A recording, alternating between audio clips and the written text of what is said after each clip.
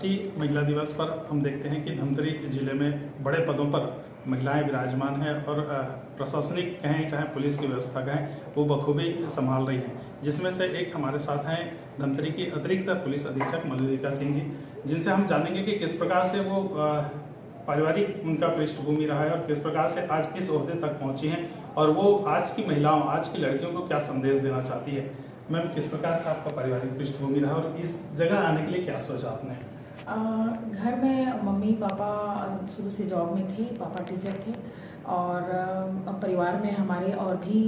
जो रिश्तेदार हैं पुलिस में पहले से रहे हैं। मेरी पढ़ाई लिखाई ग्रामीण प्रवेश में ही हुई और जो मेरे छोटी सिस्टर थी वो नवोदय में उसका सिलेक्शन हुआ और वहाँ पर पढ़ के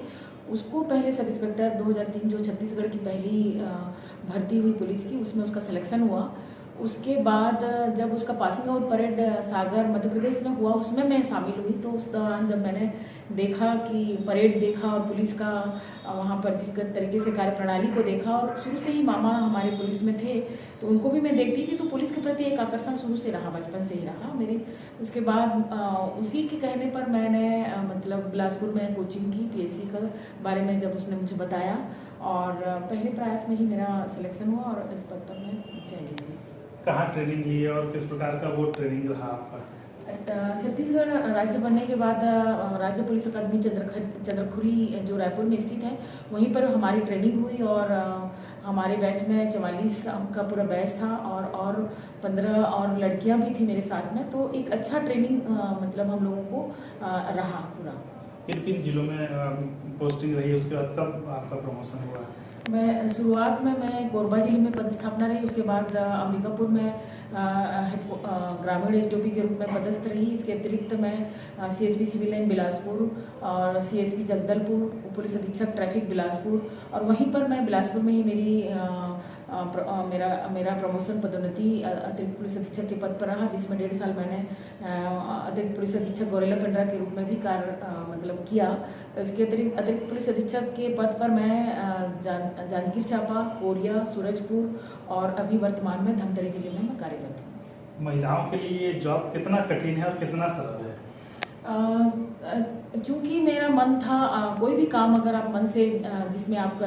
करने से आपको खुशी मिलती हो या उसमें आप आनंद महसूस करते हो, तो वो काम आपके लिए हमेशा से सरल हो जाता है। और चूँकि मेरा एक पैशन रहा है पुलिसिंग के प्रति, तो मैं इस काम को एंजॉय तो करती हूँ। लेकिन जहाँ तक एक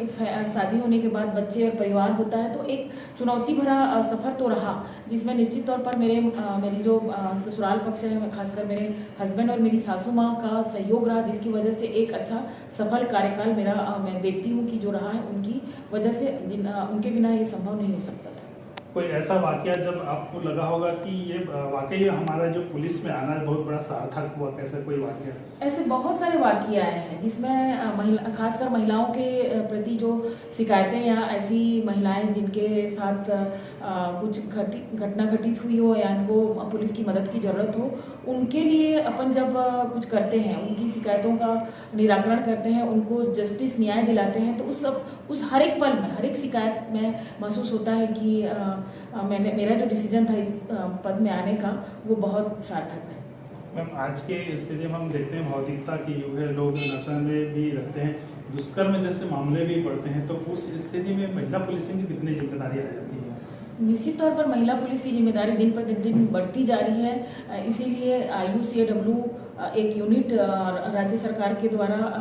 बहुत सभी जिलों में गठित किया गया है। विशेषकर महिलाओं के लिए एक महिला थाना और महिला पुलिस अधिकारियों की जिस प्रकार से भर्ती की जा रही है, वो निश्चित रूप से सराहनीय है। और जिस तरीके से केसेस हमारे पास दिन प्रतिदिन आते जा रहे हैं, क्योंकि जब कभी भी मैं सोचती हूँ महिलाओं के बारे में, ऐसी शिकायतें भी आती हैं कि महिलाओं के भ्रूण हत्या से होता है, तो हम देखते हैं कि बेटियां माँ के गर्भ में भी सुरक्षित नहीं है। जब हम माँ के गर्भ में सुरक्षित नहीं है, तो बाहरी दुनिया में तो हमारा उसका सवाल ही पैदा नहीं होता। तो ऐसे सिचुएशन में दिन प्रतिदिन जनसंख्या बढ़ते जा रही है और हमारी भी जनसंख्या पुरुषों के बराबर समाज में है,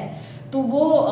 क्या बोलते हैं कि आजकल जैसे आधुनिकता की ओर बढ़ रहे हैं, तो हमारे लिए और भी सारी चुनौतियां हैं, क्योंकि जो बेटियां हैं अब घर में नहीं रह सकती, आपको ट्यूशन पढ़ने जाना पड़ेगा, स्कूल जाएंगे, आप काम करने के लिए बाहर जाएंगे, एक मतलब किसी भी संस्था में आप काम करेंगे, तो वहाँ एक परिवेश में आपको बहुत सारी चुनौतियों का सामना करना पड़ता है और ऐसी घटनाएं होती हैं जिनसे महिलाएं पीड़ित होती हैं। तो हर जगह हमारा होना इसलिए भी जरूरी है कि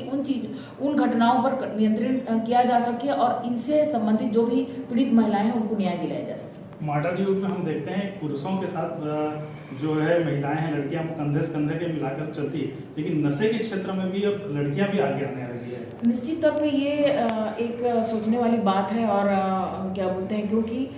इतिहास को देखेंगे या समाज में जैसे भी आप पीछे मुड़कर देखते हैं तो ये जो चीज़ है नशा, चाहे किसी भी रूप में हो, वो व्यक्तिगत के लिए भी हानिकारक होता है, समाज के लिए भी हानिकारक होता है। जिस तरीके से स्कूल कॉलेजें मतलब न केवल लड़के बल्कि अब लड़कियां, आप जैसा बोल रहे हैं, निश्चित तौर पर इसमें इसका जो ट्रेंड है वो बढ़ते जा रहा है। तो इस पर हम सबको एक सोचने की जरूरत है, उन लोगों को देखने की जरूरत है कि इससे जो लिप्त लोग हैं उनका हश्र क्या हुआ है, उनकी मतलब व्यक्तिगत तौर पर उनके शारीरिक, उनके स्वास्थ्य की भी गिरावट होती है और कहीं ना कहीं परिवार भी इससे सफर करता है और इसके साथ साथ समाज और राष्ट्र के लिए भी एक क्षति है। तो ये ओवरऑल देखा जाए तो ये जो है हमारे लिए नुकसानदायक है। तो इन चीज़ों को हम सबको मिलकर आपके माध्यम से मैं उन सभी लोगों को मैं अपील करना चाहूँगी कि अगर ऐसा सोच भी रहे हैं या इस तरफ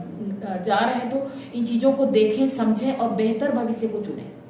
अंतर्राष्ट्रीय महिला दिवस पर लड़कियों को और महिलाओं को क्या संदेश देना चाहिए? अंतर्राष्ट्रीय महिला दिवस के अवसर पर मैं आपके चैनल के माध्यम से धमतरी जिले न केवल पूरे सभी महिलाओं को मैं एक मैसेज संदेश देना चाहती हूँ कि आप लोग पढ़ें, लिखें और अपने पैरों पर खड़े हों और अपने अधिकारों के प्रति जागरूक हों, ताकि और साथ ही साथ ये भी कहूँगी कि आपके हमारे लिए, हम सभी महिलाओं की सुरक्षा के लिए जो कानूनी प्रावधान संविधान में और शासन स्तर पर जो बनाए गए हैं उनका दुरुपयोग न करते हुए सही निर्णय लें।